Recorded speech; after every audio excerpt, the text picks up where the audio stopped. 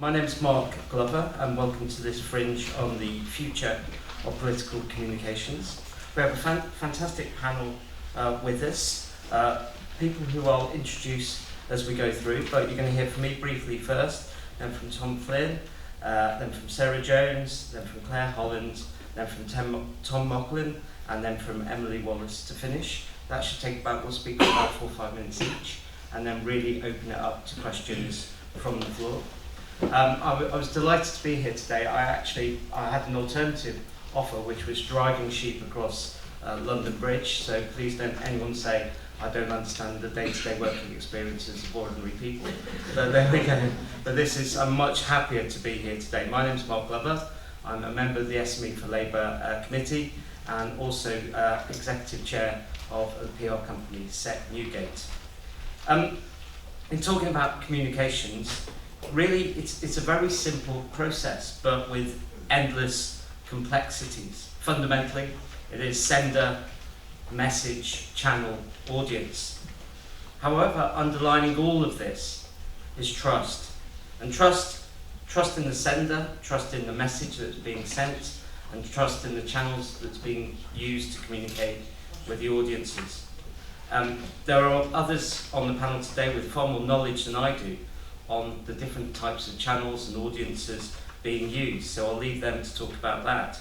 But I really wanted to focus on trust. The Labour Party, in reality, is really nowhere if we can't persuade the voters to trust us. And whatever our messages are, they will not be heard if people do not believe trust in the institution. So how do we win that trust? First of all, it's by talking about issues that are relevant to voters.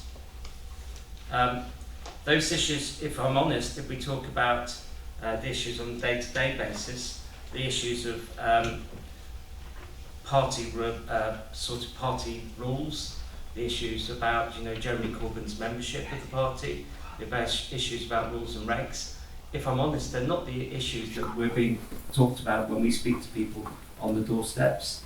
In order to persuade people, it's critical that we take them on the journey. We take them on the journey through awareness of what we're about, what we're talking about, understanding what it is that we're trying to do, leading into support for what we believe in, and finally getting them to take action on behalf of us, which in many political circles is actually really talking about voting for the Labour Party. So really it's critical that we get out there and we talk about the issues. And for me, those issues are jobs, jobs, and green jobs. Because that is critical at this point in time to what most ordinary working people are talking about. And it's absolutely critical that we go out and we have that agenda.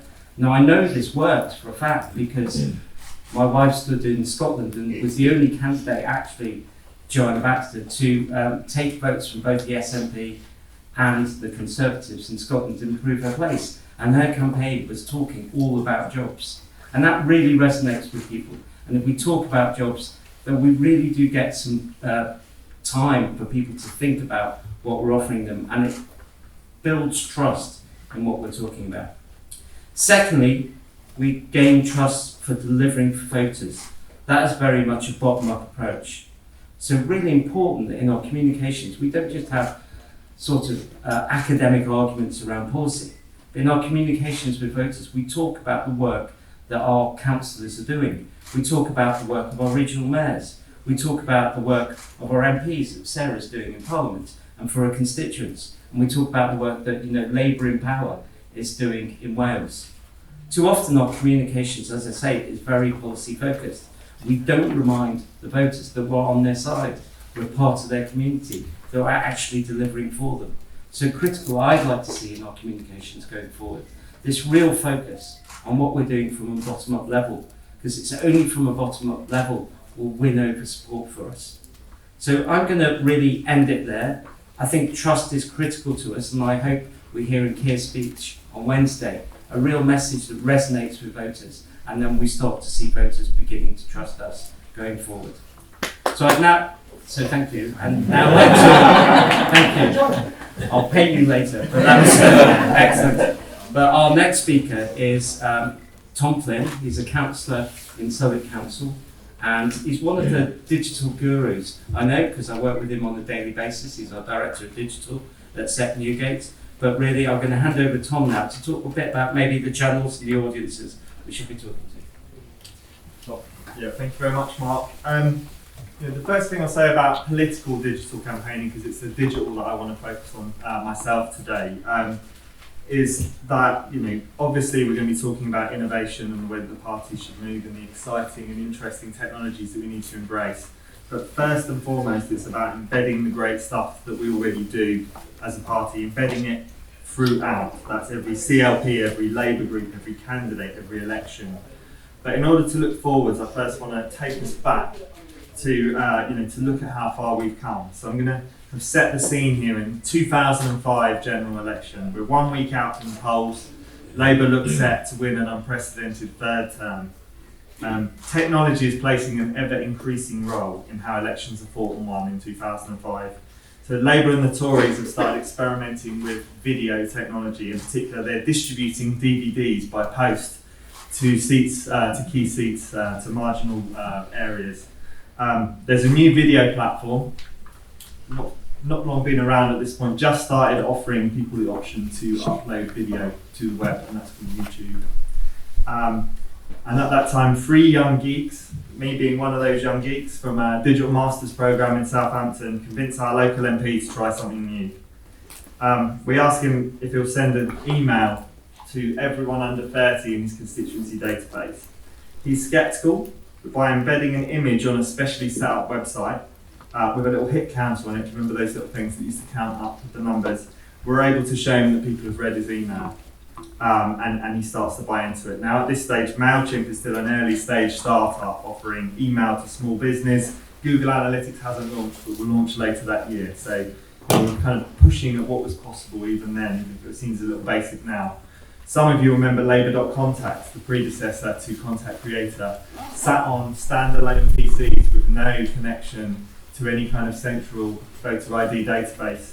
That came about 3 years later. There's no such thing as a Facebook ad in 2005. Twitter doesn't exist. The first iPhone will be unveiled 2 years later, and a small number of people, I remember this well, I was one of them, who had access to internet-enabled phones are marvelling at the speed of Britain's 3G network recently launched. Now fast forward 16 years and the elections that we've seen in recent times, both here and abroad. Political campaigns combining doorstep voter ID and consumer credit data to target highly relevant digital advertising to voters. The campaigns are complex, hundreds or thousands of different variations in copy, images, faces, colours. Then check the data, tweak the targeting, improve the messaging and run it again. And as with all aspects of technology, the speed of change in digital campaigning has been phenomenal over that time. Now, we can get into predictions today, but the truth is we never know for certain what the future looks like. A friend of mine who was part of the very well-resourced new product development unit at a multinational bank predicted the smartphone but didn't predict the app. There's always a curveball and unexpected development that we didn't come seeing. But just a few years ago, the predictions around where digital targeting was going would have been around ever larger data sets, ever more invasion of privacy in the name of personalisation. But then came Cambridge Analytica, then came GDPR, and now Apple's clamped down on privacy that's causing absolute havoc with anyone who does Facebook targeting in recent months. Now, the future of political campaigning will be framed, I believe, in the near future by this pushback on privacy. But what that means for digital campaigners like me is that we'll do what we've always done. We'll innovate. We'll find new ways, new channels, new ways of cutting through to new audiences.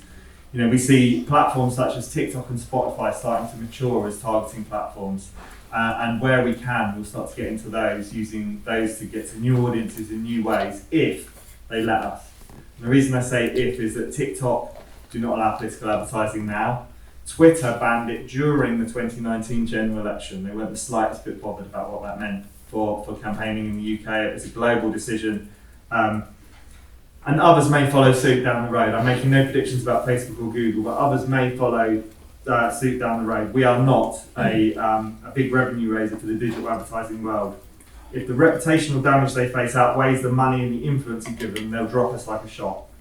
So we need to look beyond the paid stuff. Labour led the way on empowering CLPs to use national branding in a local context with localised messaging. And the evolution, this is localised brands separate from the National Party. In Southwark, in my borough, we have our own logo, our own identity. Rishi Sunak is an absolute master of this. Which gets me onto my final point, because Mark's very kindly telling me to wrap up. The party is full of interesting and fascinating people with amazing skill sets that the party never tapped into. There's probably someone in your CLP or the one next door that knows a bit about this stuff or knows someone who does. We all love doorstep campaigning, but ultimately sometimes our time can be better spent bringing our skills into the political arena. So apologies to everyone on this panel for landing a minute like this, but Emily, Mark, Tom, Claire, Sarah, ask these people for help. And if you're here today, you probably know quite a bit about this too. Offer your skills to your CLP, to your region, to the people around you, and embed what we know across the party. The immediate future for Labour must be to embed digital campaigning everywhere with high quality content targeted to the right people. Digital plus doorstep is the future, with real-time data from the doorstep app informing your targeting, and not just at election time but all the time. Thank you very much, Tom, and thank you for bringing that to a neat close. I think that was a really interesting exposition of that area of campaigning. I'd now like to introduce Sarah Jones MP, the Shadow Minister for Police and the Fire Service, and probably one of our strongest MPs in terms of campaigning in the party. Sarah, over to you. Thank you very much. I remember delivering those DVDs door to door. I don't think anybody had thought through how hard it would be to carry so many DVDs and to try and deliver them. It was not, I think, a good policy, although I still have one at home actually that I've kept. So the subject for this fringe is political communications, including corporate communications and public affairs and the future for that. So I just wanted to ask, in terms of the audience, how many people here work in public affairs or campaign?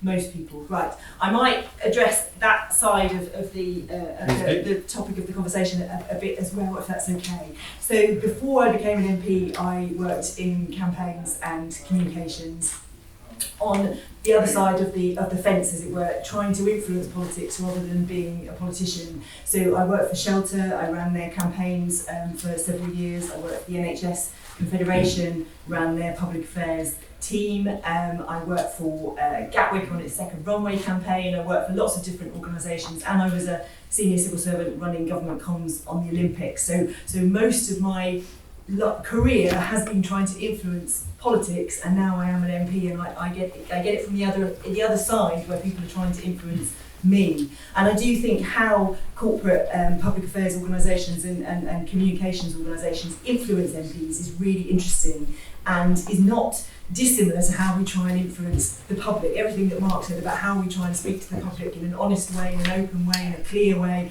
is all completely relevant for those people whose day job it is to try and influence politicians. But I just thought I'd give you a couple of things that I think have worked in terms of people who've talked to me about policy and have actually, managed to change my mind. Bearing in mind I'm in opposition, so it doesn't matter. You're quite the same. No, I can't do anything about it, but still. I can sign an EDM. Well, no, I'm not a front bencher. We're not allowed to sign EDMs. I can't even do that. But the first thing is to think, and this applies with the public and influencing anybody.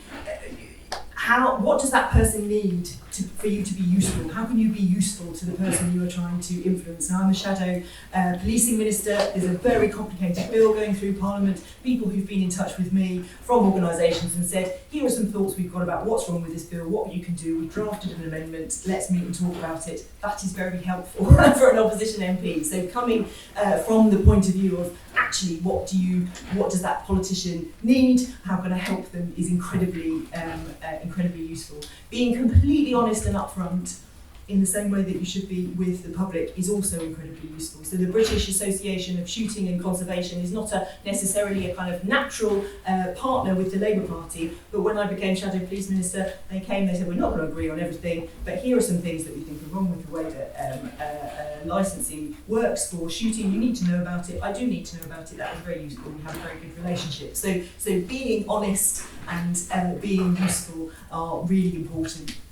Understanding the frame within which we're all operating. So when I was at Shelter, we care about housing, that's what we do at Shelter, but housing wasn't really that high on the government's agenda. This was when Labour had just got in power.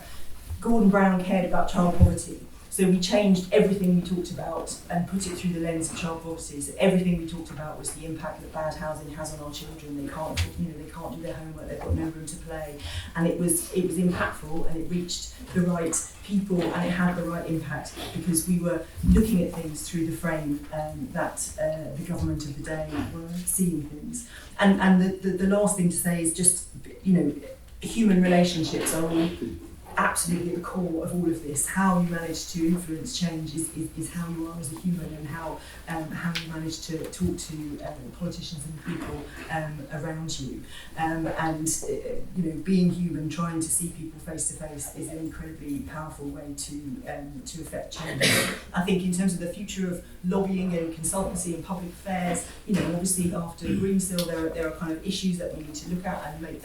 We need transparency, and I think the good lobby firms, the good public affairs firms want more transparency, because then everyone can see that people are doing the right thing. That we need to look at management consultants and other arenas where perhaps the lobbying rules don't apply and people couldn't get away with doing things slightly under the radar because they're not on the same register.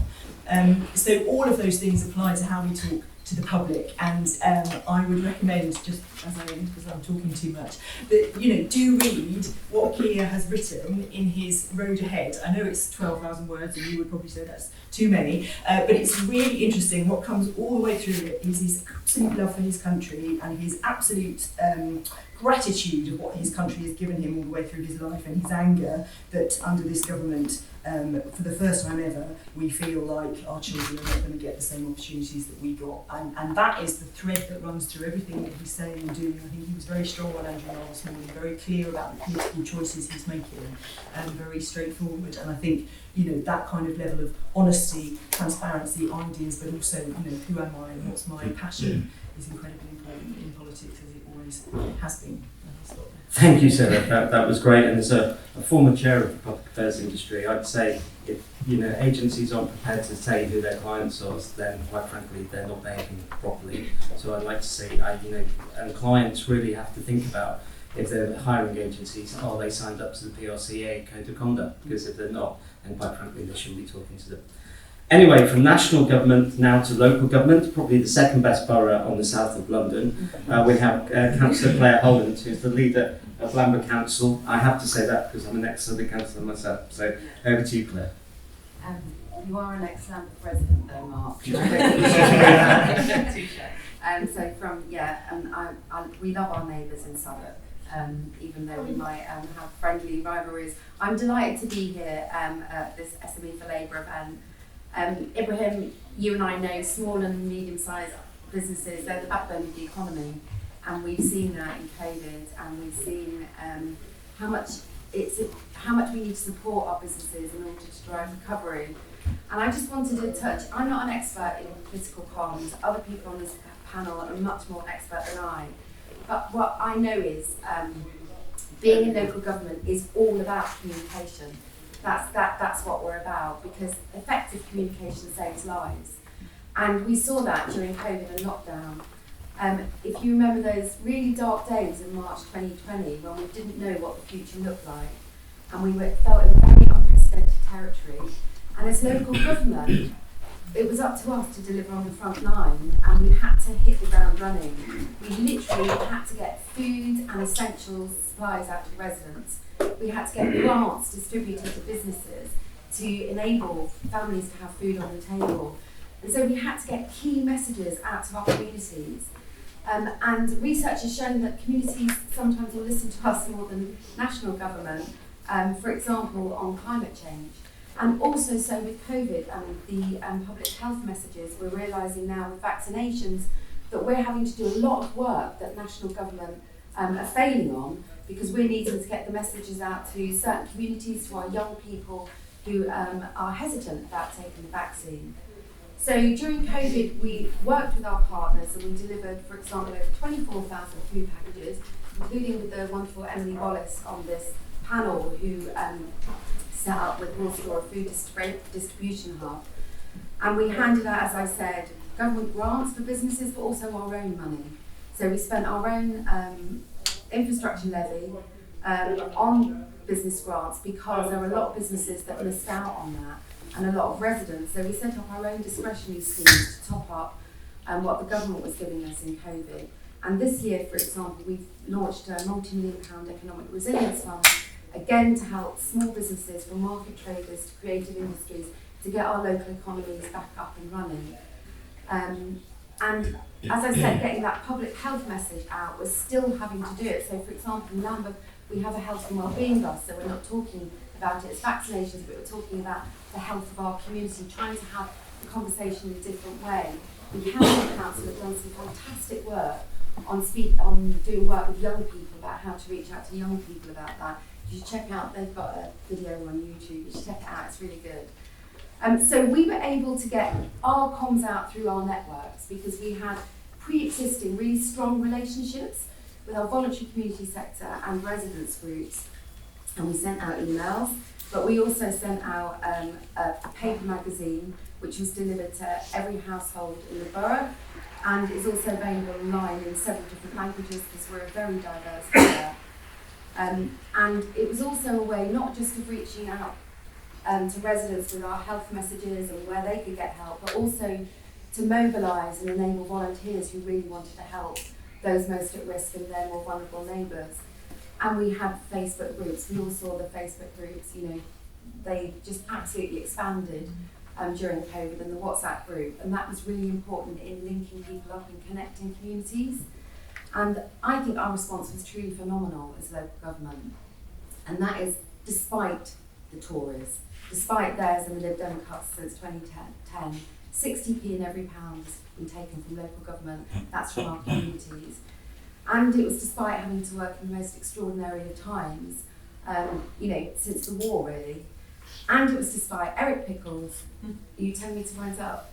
Eric Pickles, Robert Jenrick, and all the local government ministers that waged war on us. I just need to finish with this point. Michael Gove pretends we don't exist. Eric Pickles said we're not allowed to communicate with our communities more than 4 times a year. So they know it works, so that's why we know it's really important. And can I just say, as a Labour Party, as Labour councils, we've been levelling up since 27th of February 1900 when we were founded. Okay, we are getting Brexit done because they have failed. Okay, and we have been enabling communities to take control of their lives since we were founded. So we need to capture our residents' fears and our community's fears and aspirations, and we need to get better at messaging, I would say. So I turn to the experts on this panel to enable us to teach us how to do that. Thank you. Thank you very much, Claire. That was really insightful, and I'm not a word I disagree with. I'll just move on now to Councillor Tom Macklin, who is another of our digital gurus, our experts on the digital. He's digital to my analogue. So over to you, Tom, to say a few words. Thanks, not a councillor. Just I'll pass this out on the thing. no, I'll have a nice little promotion. That'd be nice. So I work for a company called A9Up. We sort of work with good causes. My job there is to I'm part of the mobilisation team, and so I sort of try and get real people to do stuff. And I've done that in political campaigns, everyone from Len McCluskey to Jess Phillips, broad section of politics, but also to big businesses and people network. So I sort of wanted to sort of concentrate on that. So the first thing I always think is just go to where people are. That might be their mindset, but it also might be where they are in the world. And I think that sort of thinking creatively about that and going, actually, where do people spend their time as political sort of communicators. We're not competing just with the Tory party, we're competing with Netflix, we're competing with Xbox, we're competing with basically anything that is more interesting than we are. It's one of the reasons why you should never do adverts in December, very expensive, and also people will look for things for shopping. So you need to go to where they are. So that might be local Facebook groups, as Claire was talking about with during COVID. But it also might be, it might be sort of local influencers, or it might be sort of local community groups. It might be thinking about those influences in your community, or sort of naturally, I can't think of another thing.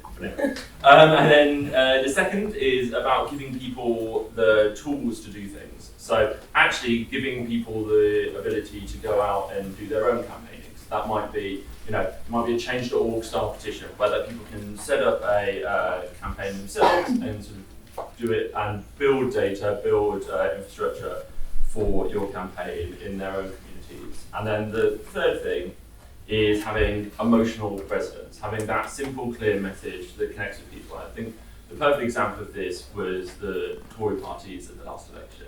Get Brexit done. They could do that. They had lots of different creative executions. And if you talk to the people that ran their digital campaign, what they liked about that was that they could use it in many different ways, in many different formats, but it was the same message every point, simple and clear. And then the final one is around setting up community groups that sort of can build power. So this is what the Tories did last time. So councillors would set up Facebook groups and then do that centralised message through it. That's my 4 points. Thank you, Tom. So very clear, going to where they are, giving tools, make the message simple, but with lots of different creative executions, and empower people to campaign and communicate themselves. So really, thank you very much. That was really insightful.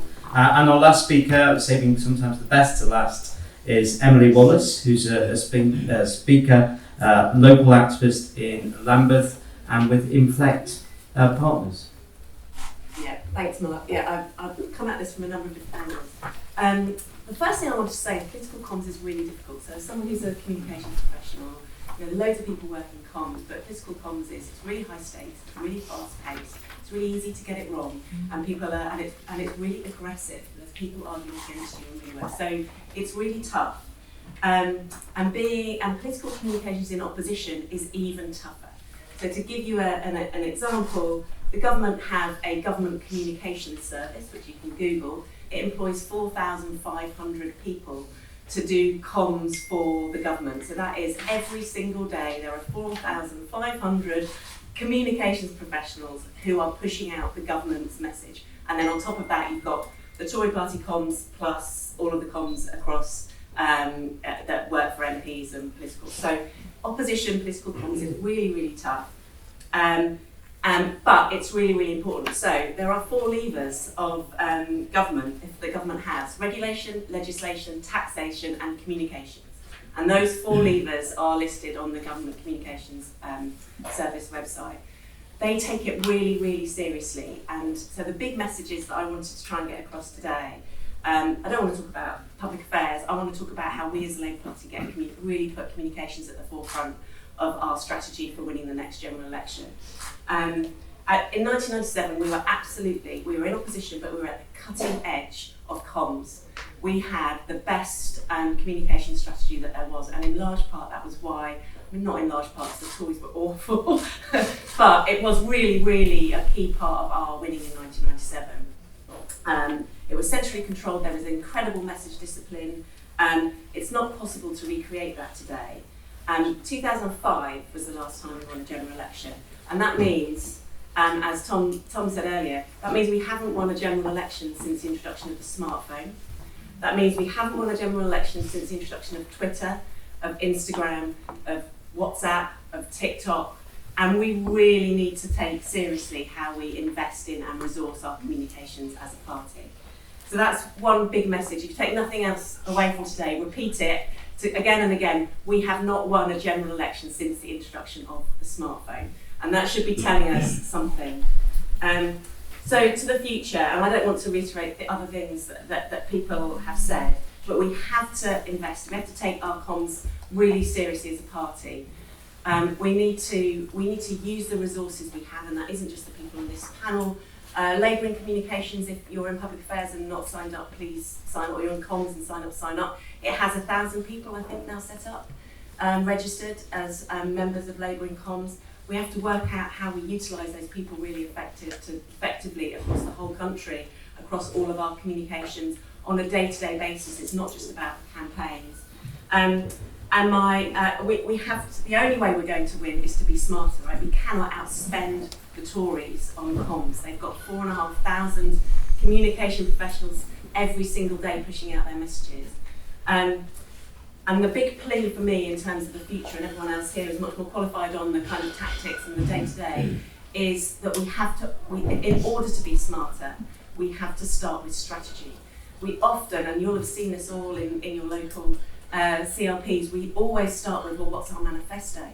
And that's the wrong place to start, right? How are we going to win is the right place to start. How are we going to win, and what are our objectives? And then, what do those people care about? What are we going to say to them at that point? So that's the point at which we need to think about policy and manifesto. And then the how do we reach them? And we've talked a little bit about all the different ways that we can reach them. We need to find their trusted channels of communication, and we need to go to where they are to engage with them, as Tom said. So hopefully that sort of summarises everything. That was great, Emily. Thanks. You saved me a job. But I think it's really important. A real message that I take from this is, our objective is to win. Everything has to be geared to winning, both locally, at regional levels, and nationally. And we've got to work, almost say, if that's our business objective, what's our comms objective, and work that way through it.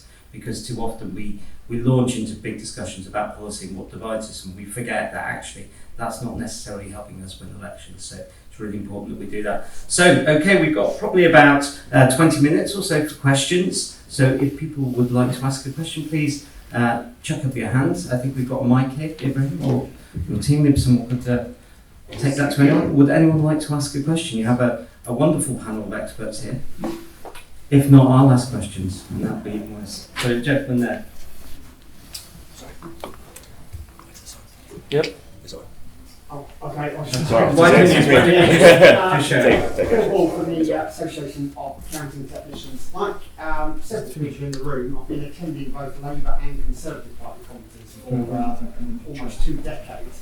And one thing that always strikes me is the use of language and the way in which it's developed, in that the Labour Party are sort of very aggressive in the sort of hatred of the Conservative Party. And that doesn't really come across from Conservatives. And I just think in terms of attracting floating voters, or people who are not particularly attached to the Conservatives, but have voted for them in the past, one of the things that can be really off-putting. So it's just about that aspect of the delivery.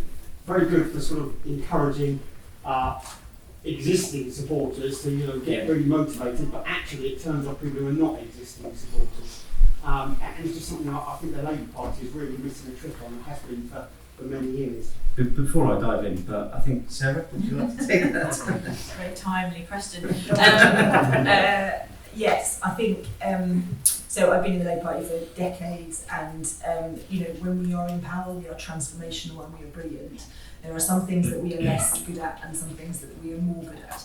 And we are so passionate about poverty and inequality and injustice that people feel it very viscerally in a way that it's never quite the same. And the same as you, I've been to many Conservative Party conferences through my job as a party and Lib Dems. I went there once. Wasn't all that really. But you're right. We have a passion, and we have to make sure that is channeled in the right way. And I think there are several other things that we don't do as well as the Tories, if we're honest. And the other big thing that I always struggle with is we want to fix every single problem, and we want to talk about every single problem. And to your point about get Brexit done, very simple message. I used to work, I always use this example, I used to work for Tessa Jamal, and she wanted to use the Olympics to fix every problem in society. So she would get Louise Casey to come in and say, right, how are we going to solve knife crime through the power of the Olympics? And we'd all go, no, not sure. That's tomorrow's job. but so we have this passion, and we have this multiple kind of desire to fix every single thing right now. And of course the Conservatives, by the very nature of Conservative with a small c, they just want to keep the status quo and to keep power.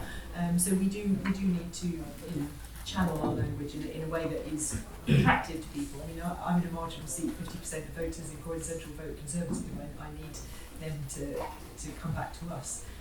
So we need to take care. Anybody else? Tom? I suppose the other thing there is, well, it's just sort of as you say, sort of that harsh language can turn people off, but also just thinking more generally about the mindset of voters and just your audience. I did for some time a lot of work with Network Rail, and it was always important to remember the mindset of the people we were talking to when working with them, because basically everyone fucking hated you, and they were probably delayed to the meeting because of an LOL issue. And so like you had to have that mindset, an understanding of that mindset when you were crafting the comms, that you had to be obnoxiously reasonable. You had to talk about what you were doing to deliver and make things better before you could even win the opportunity to speak on those topics. And I think making sure that you have an understanding of that mindset is going to be really, really important, so you're not turning off those voters. Yeah, and just before I come to Tom, I mean, from my side, we've got to remember we're talking to voters and not talking to members, and they're two totally different audiences. And we've got to be respectful in how we talk, because if we're not respectful, then voters will go, well, you're not the sort of person, that's not how I speak, and therefore you're not the type of person I want to be representing me. So it's really critical in every communication that we do, we think, does this appeal to the voter? And really not worry too much if it appeals to our members, because actually it's the voters whose mind we have to change. Tom? Yeah, I mean, I think possibly we're all minded of something that happened overnight that dominated his interviews this morning. Now, you know, ultimately, like, we all get carried away at Labour Party conference. You know, we're amongst friends, and it's easy to forget that we're also amongst journalists and amongst our political enemies who are here as well. And you know, however much we might enjoy kind of some of the rhetoric and the language that we might hear at conference, you know, what the public heard last night was that for the last 4 elections they voted for scum, and that is something that we're telling them, not that we're saying to the Tories, and that basically has lost us the chance to talk about what we want to talk about today. In Labour, we often mistake aggression for decent attack lines. You know, there are plenty of attack lines on this government without going too far, without taking it personal. But you know, at the end of the day, some audiences enjoy that, right? And I'm the digital guy, so I'm going to say that, you know, targeted digital campaigning allows us to be stronger in what we say with the people who want to hear that, and to tone it down a bit for those audiences who might be a bit more scared of it. So, you know, when we go too far, we lose control of the messaging, as we did this morning, and ultimately this party won't win again until it gets that. Okay, I'm not going to ask all the panel to comment on everything, but I will try and make sure they do comment across the group. We've got some more questions. The lady at the back. Yes. Yes. Hi, I'm the chair of Bucks Labour and from Beaconsfield, so we are in possibly the most Tory of all Tory areas.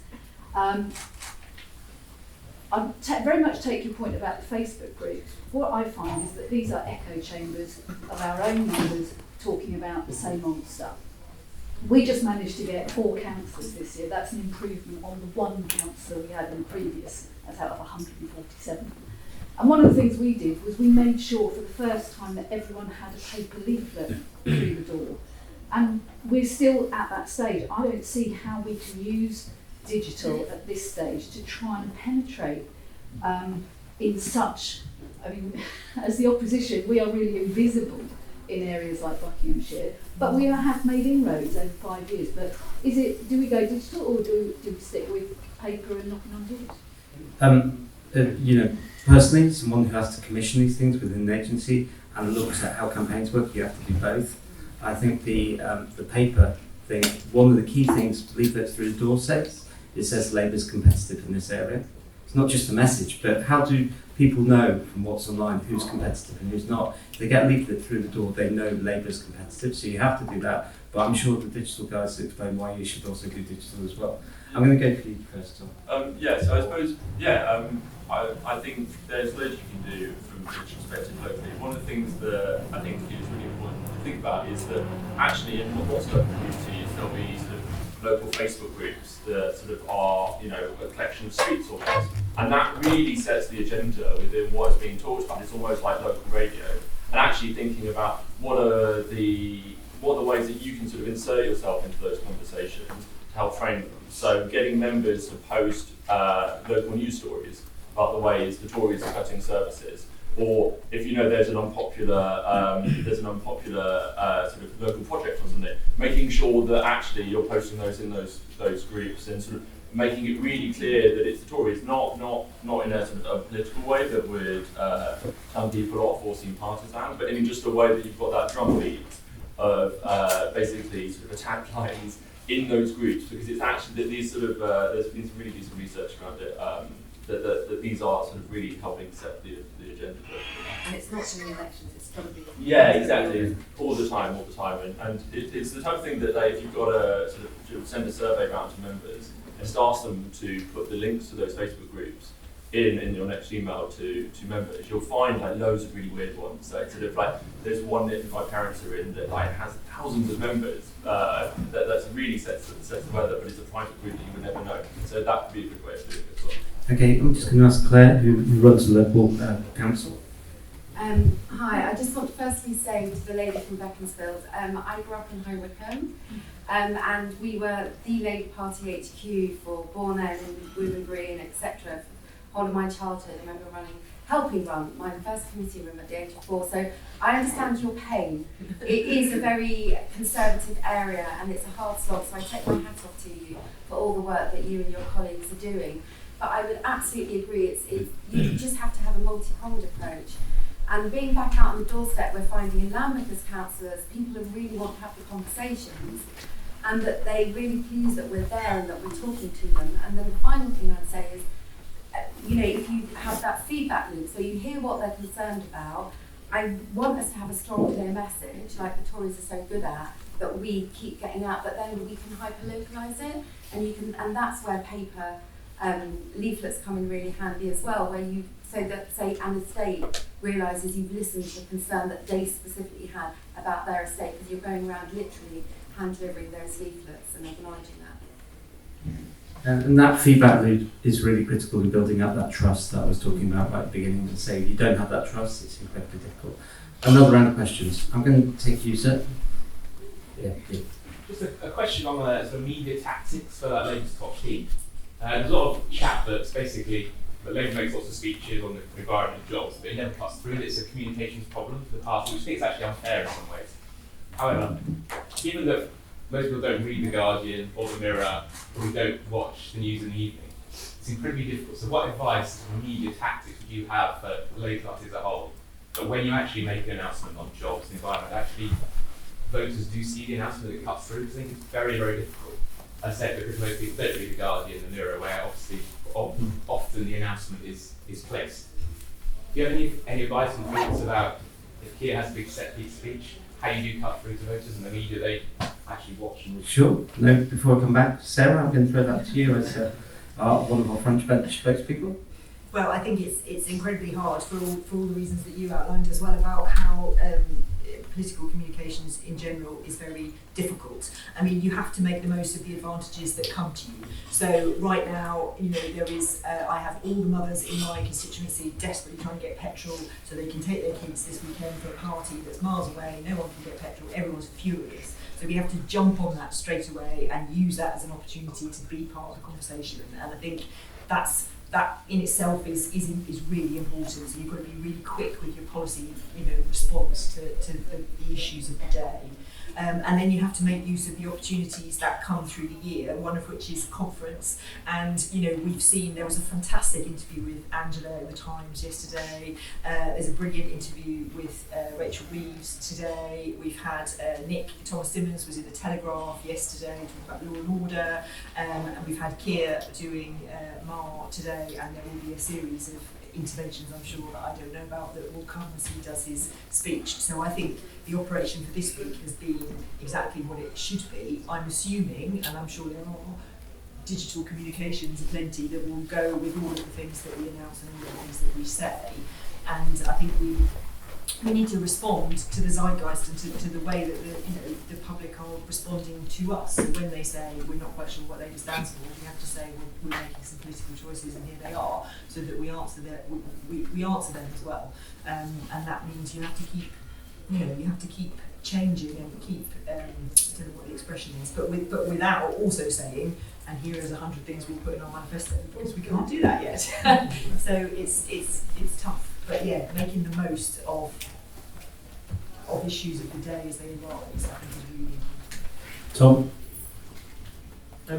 I I think back to many conferences before. I've gone home absolutely stunned that, you know, random members of the public I bumped into didn't hear the wonderful speech from the Shadow Secretary of State or whatever, you know, because ultimately what cuts through from here is when we behave badly and that the leader gave a speech, and that's about it. So anything beyond that, it's up to us to communicate to our local communities. Now, for me, like, the thing that resonates the most, and the reason I'm so passionate about local parties doing digital themselves, is that you can frame it in terms of what it means for your community. Because what Keir says can be very distant and very broad-ranging in terms of how it fits the whole country.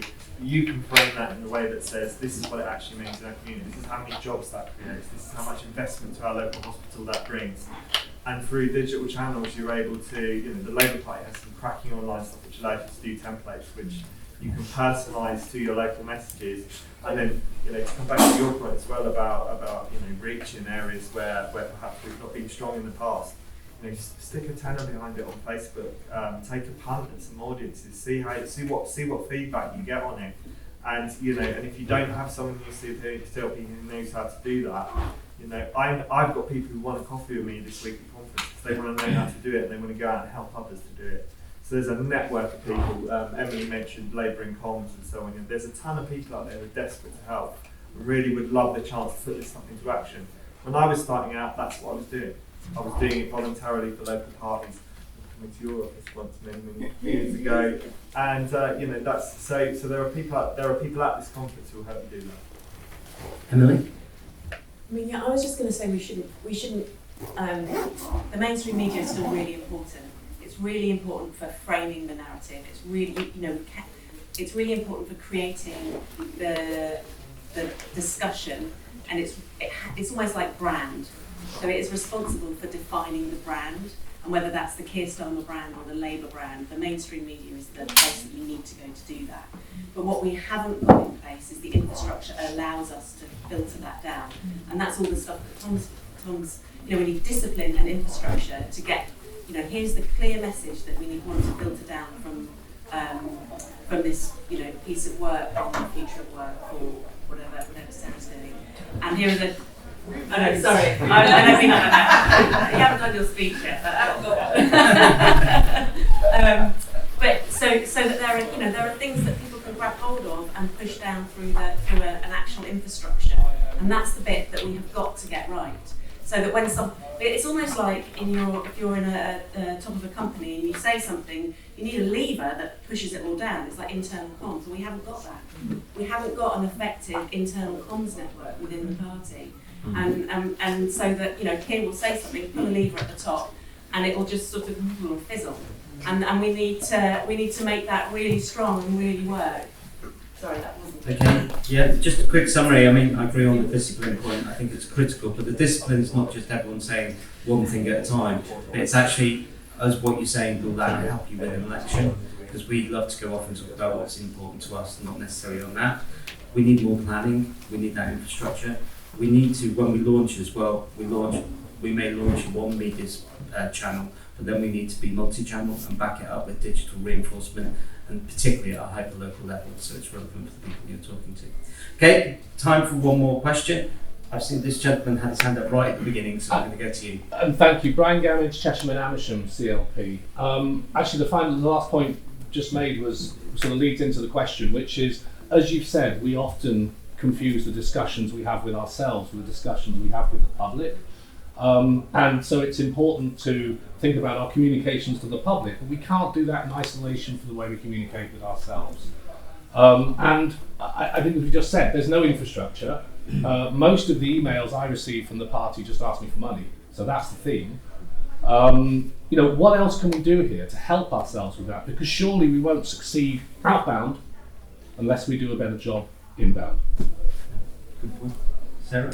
I think it's really true, and I think it comes down to valuing communications and investing in it, because you can't do it without the infrastructure and the people to do it. So, you know, when I worked in the health service, at that point, local government were much better at doing communications than hospitals were. They didn't value, hospitals didn't value comms people, because comms people aren't doctors, so why would we spend money on them?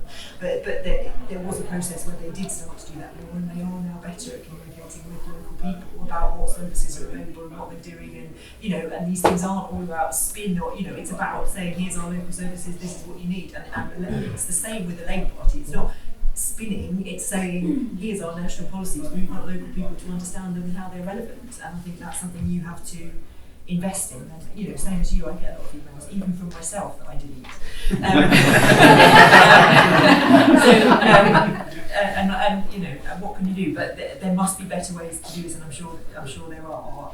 And it's hard because in my community there are lots of WhatsApp groups, for example, of people who live in tower blocks who have cladding problems, for example. Hundreds and hundreds and hundreds of those groups. I could be in all of those, but if I'm in all of them, I can't respond, so then it becomes counterproductive because I'm not responding when people want me to. So getting the balance is also a challenge.